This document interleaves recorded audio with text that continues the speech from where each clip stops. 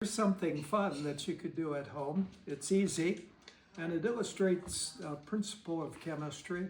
Well, it's sort of an overlap of chemistry and botany. We'll show you the principle of capillary action. I've got some Napa cabbage. You can usually find this in the grocery stores. And I have some food colorings up here. And in each glass, I've placed about 3/4 of an inch of water and then added 10 drops of food coloring to them.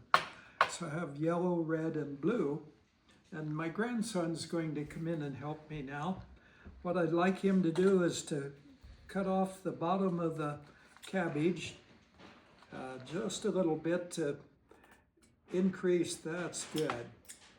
And that one to expose some more surfaces, and then my grandson's going to put those in the solution. And by the process of capillary action, the liquid will climb the leaf.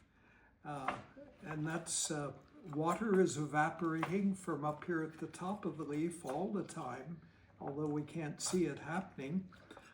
And as the water climbs by capillary action, it carries the food coloring with it. And when the water evaporates, it leaves behind the food coloring. And after about 2 hours, I'll show you what you have. I'll bring these in.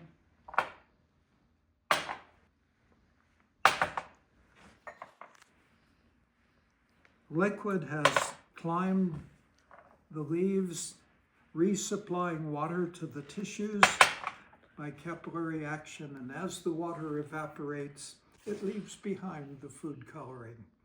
So a principle of chemistry and botany.